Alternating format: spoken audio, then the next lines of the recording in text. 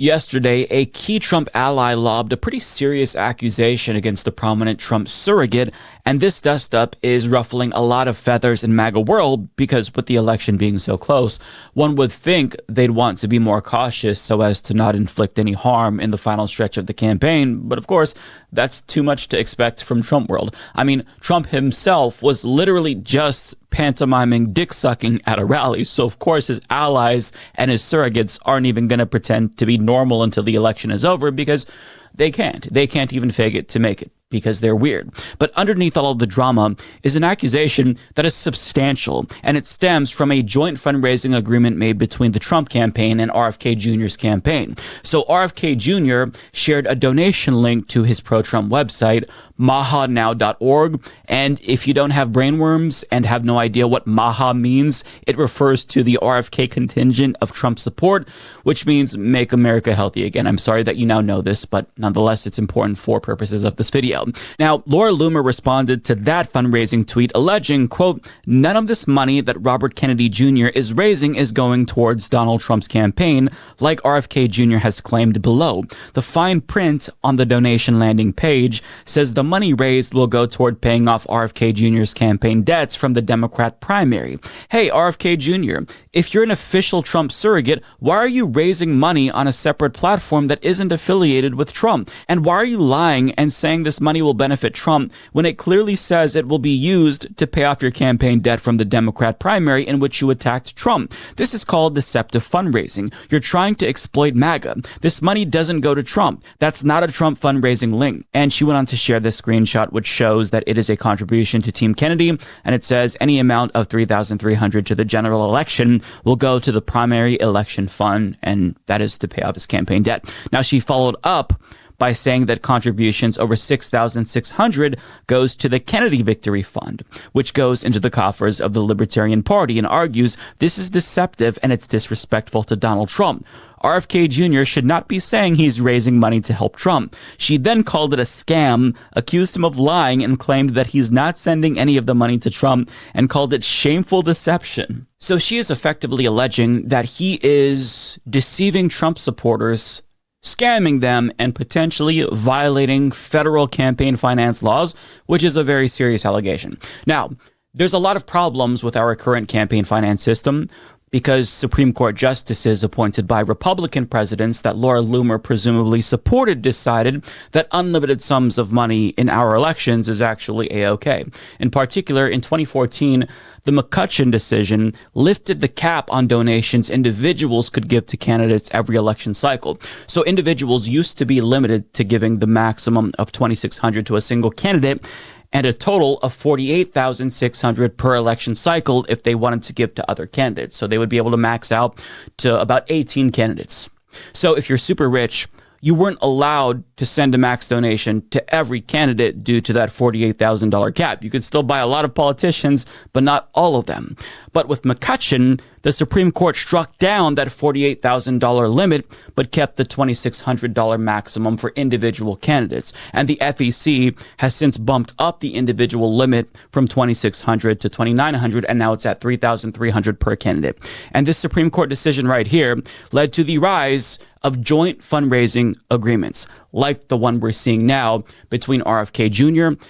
and Donald Trump's campaign. Now, as NBC News explains, these committees act as one-stop shops for donors willing to write large checks. Individual campaigns, PACs, and party committees can join a JFC and share donations based on a predetermined formula. So a donor can write one large check that the JFC then divides up between the entities, rather than writing several smaller checks to individual groups. Donors giving to a JFC must still abide by individual contribution limits, which include $3,300 to a candidate per election, $5,000 per year to a PAC, $10,000 per year to a state or local party committee, and $41,300 for a national party committee per year. Now, these JFCs are mutually beneficial to both parties, and it lets large donors effectively get around that $3,300 limit.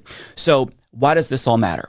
Well, the reason why RFK Jr. is directing contributions to Team Kennedy and Kennedy Victory Fund as opposed to the Trump Victory Fund is because he's giving Trump's large donors who've already maxed out to Trump the ability to send another max donation, albeit through the the proxy that Kennedy set up.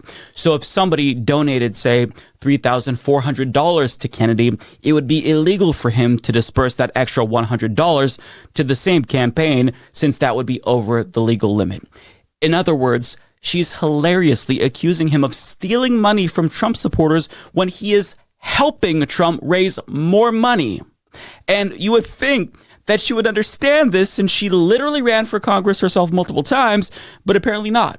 So Laura Loomer is crying fraud when she quite literally has no idea what she is talking about. And I don't like RFK Jr., but what he's doing here has given us no indication that he's violating federal election laws or deceiving Trump supporters, especially for the fact that it states pretty clearly, as she pointed out, where the money is going. It may be unethical, but there's nothing illegal being done here thanks to her party.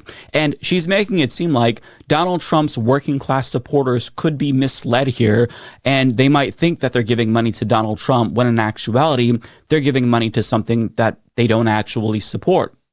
But this is for wealthy people, right? If you're wealthy enough to donate $3,300 to any politician, odds are you probably know exactly where that money is going. This isn't for working class people. This is for rich people. But because she fundamentally misunderstands what she's talking about, other Trump allies who see how wrong she is decided to pounce, and they attacked her pretty viciously. For example, Roger Stone responded saying, "This is false. RFK's campaign just dropped one of the best pro-Trump ads of the year, and a friend in Wisconsin who is an RFK supporter told me he got a call from RFK's campaign today urging him to vote for Trump." Now, since Roger Stone, who's a dumbass himself, didn't explain why she was wrong, she predictably doubled down because she thinks she's right, saying the fine print clearly says the money is going to pay off his Democrat Party debt. It's not going into Trump's campaign account. My post is accurate. This isn't personal. This is showing people where their money is going so they know what they are donating to. It's the ethical thing to do. Now, he replied with a burn saying, "You're wrong. You have no fundamental understanding of the federal election law, which is why you lost 2 campaigns for Congress. Ouch. Perhaps you should spend your time not attacking people who are on the same side as you are 2 days before the election. #amateur." And the replies to her were practically begging her to just shut the fuck up, even though they probably also didn't really understand what was going on. "Laura, for the love of God, stop it. Drop it." This person says, "The timing couldn't be worse to do this." Why? What are you doing 2 days from Election Day? Laura, what are you doing? You're sabotaging this election. I genuinely believe RFK Jr. has good intentions. Please stop. And probably my favorite, instead of attacking Kamala, you attack an effective Trump surrogate. Very suspicious. My favorite thing in the entire world is when the followers of conspiracy theorists start to make up conspiracies about the person that they're following who's spreading these conspiracy theories to their audience. That will never not be funny to me. And what makes it even more hilarious is the fact that they're accusing her of sabotaging Trump's campaign after she's essentially saying, "Hey, everybody, RFK Jr., he's sabotaging Trump's campaign by stealing money from it." This is what happens when your entire movement is propped up by delusional conspiracy theorists. It inevitably collapses in on itself in a black hole of conspiracism. But I mean, even though Loomer has zero evidence that RFK Jr. is stealing from Trump or breaking any laws, I don't think that it's wrong to say that he is indeed sabotaging Trump's campaign, because I think you can actually make that case. Now, I don't think that he's doing it purposefully, but he is doing that unwittingly and with the help of Donald Trump. But his usefulness as a surrogate is so much more overstated than Trump's other surrogates and what Trump says himself. For example, let's hear about Trump's role for RFK Jr. if he gets elected. The key that I think that President Trump has promised me is control of the public health agencies, which are HHS and its sub-agencies, CDC, FDA, NIH, and a few others, and then also the USDA, which is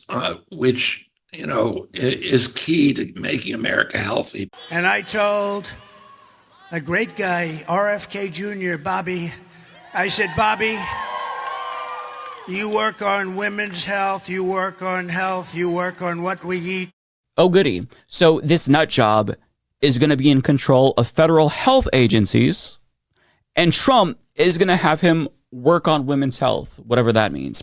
Now, the Kamala campaign juxtaposed that video of Trump saying that RFK Jr. is going to work on women's health with this video from RFK Jr. from 2023 at the Iowa State Fair saying this about a federal abortion ban. Would you sign a federal protection to protect the rights that were in the Roe precedent if you were president? I believe that a decision to abort a child should be up to the women during the first 3 months of life. So you would cap it at 15 weeks? Yes. Or 21 Yes. weeks? Yeah, for 3 months. So 3 months. You would sign a federal cap on that? Yes, I would. Okay. So the guy who's going to work on women's health in the Trump administration said that he wants a federal abortion ban after 3 months. Very interesting. Now, to be fair, he did walk back that statement because at the time he was still running in a Democratic Party primary and probably realized that that wasn't the most popular position to take. But that alone should still disqualify him. Because what happens if a woman is 6 months pregnant and she finds out that it's a non-viable pregnancy and it's life-threatening? Assuming he's kind enough in that scenario to grant exceptions to the woman, how sick does she have to be for a doctor to be able to perform that procedure without the fear of reprisal? How certain does the doctor have to be that she'll die without the procedure? I mean, a pregnant 18-year-old died in Texas after getting sepsis, and finally, on her third trip to the ER, she was admitted into intensive care where an obstetrician insisted on giving her not one, but 2 ultrasounds to confirm that the fetus was indeed non-viable before giving her the abortion that she needed. Now, we don't know if she could have been saved if the obstetrician opted for 1 ultrasound as opposed to 2. How much time that would have saved, we don't know. But the guy who once said government should play some kind of a role in that process right there is going to be the one Trump said that's going to be working on women's health. Yeah, hard pass. But it gets so much worse because RFK Jr. also plans to remove fluoride from public water, and Trump is apparently totally cool with it, which would be disastrous for no reason because fluoride simply protects our enamel and prevents us from getting cavities. So, I mean, if you remove that from the water, millions of Americans will have to pay dental bills that they can't afford because some dipshit with a brainworm probably thinks that there's like 18 different conspiracies about fluoride and that it's turning the population gay or something. So this simple thing that we can do to protect our enamel goes away like that because this loon is in charge. But it gets worse because Trump was asked whether or not he would ban certain vaccines as president after announcing that he would put anti-vax loon RFK Jr. in charge of HHS, and he was non-committal. And he refused to give an answer about vaccines after being asked multiple times. Guys, you said last time, President Trump, you said last time, essentially, Robert F. Kennedy Jr. do whatever he wants with health care. Well, he's going to have a big role in healthcare. In fact, we just left. In fact, I think he might be here. He's right here. Where is he? Will he run HHS? His views on vaccines, President? We'll be talking about a lot of things, but he's going to have a big role in healthcare, a very big role. He knows it better than anybody. He's got some views that I happen to agree with very strongly, and I have for a long time. I mean, for years, you and I we'll be seeing it as it What about his comes. views on vaccine and maybe a decision on All of these HHS? things we'll be talking about in This meeting. I'll just say, the fact that he won't unequivocally assure the American people that he won't ban certain vaccines is a pretty bad sign. Which vaccines are we talking about here? Polio? Measles, mumps, rubella? What diseases that were nearly eradicated because of vaccines should we bring back? He won't answer that question. And despite the Republican Party's attempts to sane wash this lunatic, he's been pretty clear from the beginning that he's against all vaccines. My mother, when she found out you were coming on, she's a big Democrat, she says, he's dangerous. He's an anti-vaxxer. He says that autism comes from vaccines, and you must challenge him on that, Jesse. Is my mom crazy? Well, I do believe that autism does come from vaccines.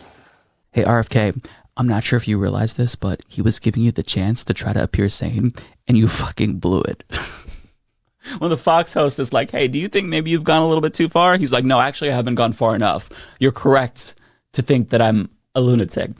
But in conclusion, this is why I think it's reasonable to argue that RFK Jr. is indeed sabotaging Trump's campaign, not because he's stealing from Trump or anything like that, but because someone that unhinged and conspiratorial being in charge of public health is not going to sit well with the Americans that still have common sense. We do still exist. There are dozens of us, potentially hundreds, I hope.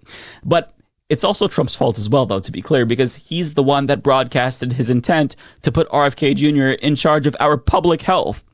That's kind of important. So when you say you're going to put this crazy person in charge of public health, something that affects all of us in a profound way, you're kind of undermining your own campaign. But I mean, between this and the fake dick sucking at campaign rallies, it doesn't seem like he even wants to win. Like, it seems like he's actually trying to undermine his own campaign. And that might be because he's just running to stay out of jail. Who knows if he even wants to be president? But regardless of what his intent is, RFK Jr. is one of many reasons why I hope that man doesn't get anywhere near the White House. Like, everywhere there's glows. Mama. You see them all the time. I mean, it's constant. Mama. My children will be like, Mama, glow, glow, glow, glow. I turn on TV, there's glows in the background. Every TV show, news media, glow, glow, glow, glow, glow, glow. They're everywhere. Glow, glow, glow, glow, glow, glow, glow, glow, glow, glow, glow, glow, glow.